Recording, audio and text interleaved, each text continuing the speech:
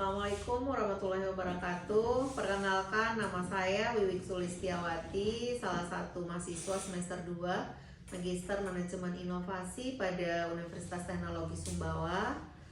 Video ini adalah salah satu tugas mata kuliah Manajemen Pemasaran dan Rantai Pasok. Dosen pengampunya Ibu Profesor Dr. Sri Rahayu, Sarjana Pendidikan Magister Ekonomi.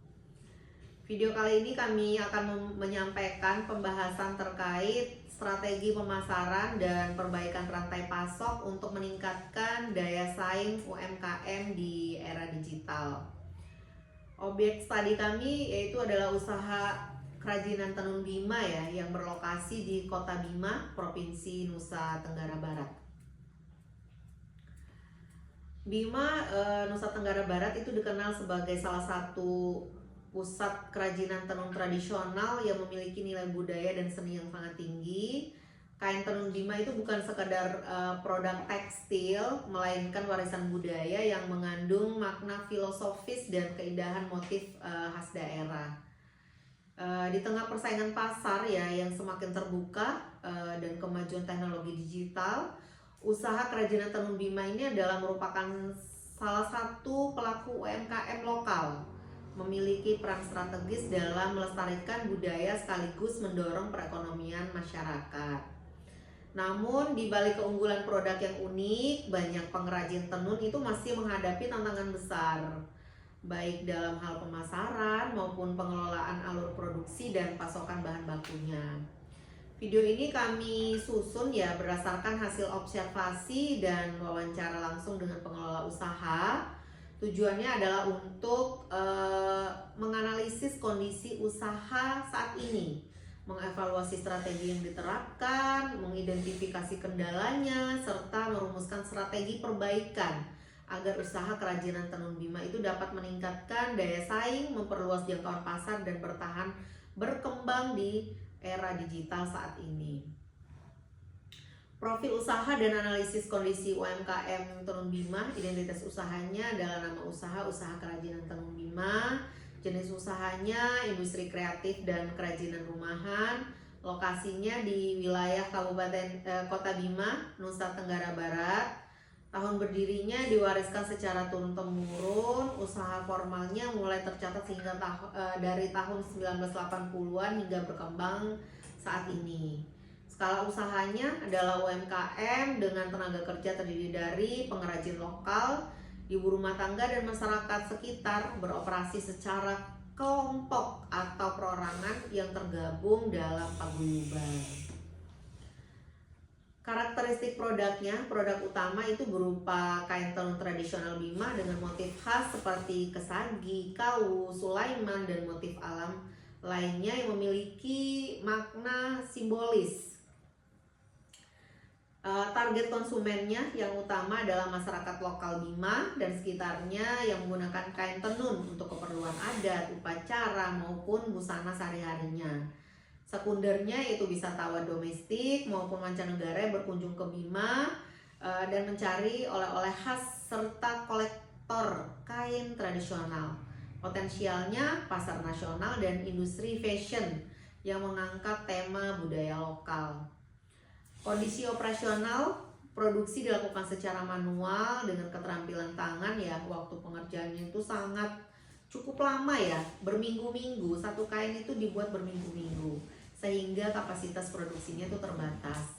Posisi persaingannya, keunggulan utamanya terletak pada keunikan motif, nilai budaya, dan kualitas bahan yang menjadi ciri khas Bima yang tidak dimiliki oleh tenun daerah lain. Evaluasi strategi pemasarannya berdasarkan hasil observasi kami, strategi pemasaran yang diterapkan saat ini itu sangat bersifat konvensional, yaitu analisisnya itu menggunakan konsep bauran pemasaran 7P. Di sini terdiri dari produk, price, place, promotion, people, process, physical evidence. Ada 7. Yang pertama di sisi produknya itu memiliki nilai seni dan budaya yang tinggi, kualitas bahan baku umumnya baik. Namun variasi produk itu masih terbatas pada kain lembaran saja, belum banyak dikembangkan menjadi produk jadi yang siap pakai seperti baju atau tas. Di sisi price, harga ini ditetapkan berdasarkan estimasi waktu pengerjaan dan biaya bahannya. Harganya masih relatif tinggi karena proses pembuatan yang rumit, namun belum ada pembeda harga yang jelas berdasarkan kualitas atau jenis motifnya. Place, tempat distribusinya, penjualannya itu masih berpusat di lokasi pembuatan, rumah pengrajin atau pasar tradisional lokal. Promotion sangat bergantung pada promosi dari mulut ke mulut dan partisipasi dalam pameran daerah sesekali. Belum ada promosi berkelanjutan. Belum memanfaatkan media sosial atau platform digital untuk memamerkan keindahan dan proses pembuatan kain tenun. Place, people, selanjutnya people. Pengrajin memiliki keterampilan tinggi, namun kurang memiliki pengetahuan tentang pemasaran, pelayanan pelanggan, standar kualitas produknya untuk dipasarkan lebih luas. Yang keenam adalah proses pemesanan dan pembeliannya itu masih manual, belum ada sistem pemesanan daring atau katalog produk yang berstruktur. Physical evidence, yang terakhir adalah yang ketujuh, physical evidence. Tampilan tempat usahanya masih sederhana, kemasannya kurang menarik, dan tidak ada identitas merek yang kuat, sehingga kesan profesionalismenya itu usaha itu masih sangat kurang. Yang pembahasan itu yang tadi terkait pemasarannya. Kemudian kita bahas terkait SCM-nya, supply chain mapping-nya, pemetaan rantai pasok.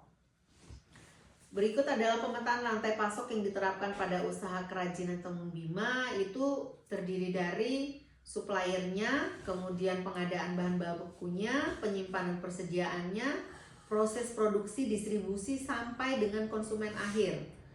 Pemasok supplier, bahan baku utamanya adalah benang katun, pewarna alam, dan alat tenun. Kemudian pengadaan bahan bakunya, pembelian itu dilakukan secara berkala dalam jumlah terbatas sesuai kemampuan modal dan kebutuhan produksi. Penyimpanan persediaannya, penyimpanan benang dan pewarna itu dilakukan di ruang sederhana. Belum ada sistem penyimpanan yang tertata rapi atau pencatatan stok yang akurat, sehingga sering terjadi kekurangan bahan atau penumpukan stok yang tidak terpakai. Yang keempat adalah di sisi proses produksi, dimulai dari pemintalan benang jika belum jadi, penyelupan warna, penenunan, hingga penyelesaian akhir. Proses ini dilakukan secara manual dan memakan waktu lama. Di sisi distribusi, produk itu jadi disimpan di tempat usaha. Penyaluran produknya hanya dilakukan jika ada pembeli yang datang langsung atau bawa sendiri oleh pengrajin ke pasar atau pameran. Konsumen akhirnya membeli langsung di lokasi usaha atau di pasar lokal. Konsumen dari luar daerah itu biasanya hanya mengetahui produk ini saat itu berkunjung ke Bima. Jika dilihat dari aspek pemasarannya, jangkauan pasarnya itu sangat terbatas, kemudian kurangnya promosi dan branding, variasi produknya rendah, kemudian belum memanfaatkan teknologi juga. Di sisi aspek rantai pasok, ketergantungan pemasok luar daerah itu pasokan bahan baku itu sangat bergantung pada pihak luar, sehingga sering terjadi keterlambatan pengiriman. Pengelolaan persediaannya belum efektif, penyimpanan yang kurang baik menyebabkan kerusakan bahan baku. Kemudian waktu produksinya lama dan tidak terstandar karena dikerjakan secara manual tanpa standar baku. Kemudian biaya logistiknya tinggi. Biaya pengiriman bahan baku dari luar daerah itu cukup besar dan belum terhitung secara efisiensi dalam perhitungan harga produksi. Penyusunan strategi perbaikannya itu penerapan pemasaran digital dan visualnya, membuat akun media sosial untuk memamerkan keindahan motif, proses pembuatan yang rumit, dan cerita di balik setiap kain, membuka toko di marketplace, Shopee, Tokopedia, Blibli, khusus produk kerajinan agar bisa dijangkau pembeli di seluruh Indonesia. Penguatan merek dan kemasannya, membuat merek dagang resmi dengan identitas khas Bima. Diversifikasi produknya, mengembangkan produk turunan seperti tas, dompet, baju, tapak meja, atau aksesoris rumah tangga. Strategi kemitraannya, bekerja sama dengan dinas pariwisata, hotel, galeri seni di kota besar untuk nitip jualkan produk tersebut. Adapun strategi perbaikan rantai pasok itu adalah penguatan jaringan pasokan bahan bakunya, mencari pemasok alternatif yang lebih dekat, mengembangkan kembali penggunaan bahan baku lokal.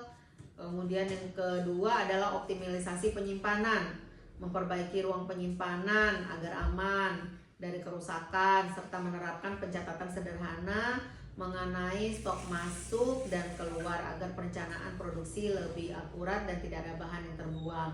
Yang ketiga, standarisasi produk, proses produksinya, menyusun panduan sederhana atau SOP agar ukuran, kerapian, dan kualitasnya warna memiliki standar yang sama.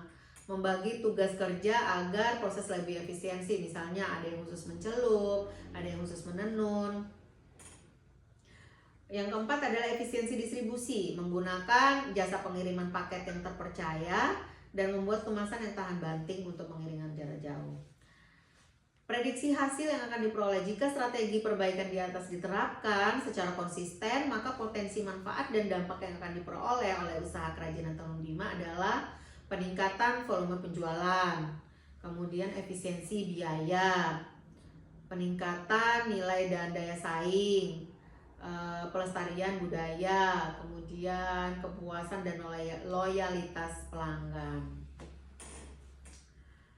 Adapun kesimpulan dan rekomendasi dari pembahasan terkait strategi pemasaran dan perbaikan rantai pasok usaha tenun Bima untuk meningkatkan daya saing UMKM di era digital yang sudah kami jelaskan tadi, kesimpulannya adalah usaha kerajinan tenun Bima itu memiliki potensi ekonomi dan budaya yang sangat besar karena produknya itu unik, bernilai seni tinggi, dan merupakan identitas asli daerah. Namun pertumbuhan usaha terhambat karena strategi pemasaran yang masih konvensional, jangkauan pasarnya yang sempit, serta pengelolaan rantai pasok bahan baku dan produksi yang belum efisien dan terstandarisasi.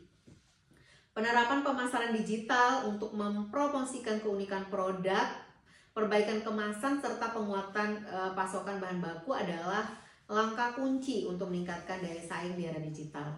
Rekomendasinya, pemilik dan pengrajin itu disarankan mulai beradaptasi ya dengan teknologi digital untuk mempromosikan dan menjual produk, serta mulai mendokumentasikan nilai budaya yang terkandung dalam setiap kain. Rekomendasi yang kedua, melakukan perbaikan pada kemasan dan standar kualitas produk agar layak bersaing di pasar yang lebih luas dan mampu menarik minat generasi muda. Yang ketiga yaitu membangun kerjasama antara pengrajin untuk mengatasi masalah pasokan bahan baku dan bersama-sama memasarkan produk agar kekuatan tawar menjadi lebih besar. Yang terakhir adalah mengembangkan variasi produk turunan agar tenun Bima ini tidak hanya dianggap sebagai barang adat, tetapi juga sebagai produk fashion yang hiasan rumah yang kekinian. Jadi mungkin itu yang dapat kami sampaikan ya. Terakhir tadi kesimpulan dan rekomendasi.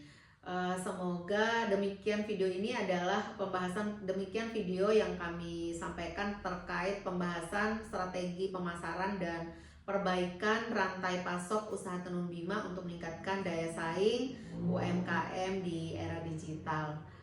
Semoga video ini bermanfaat buat kita semua. Demikian yang dapat kami sampaikan. Wassalamualaikum warahmatullahi wabarakatuh.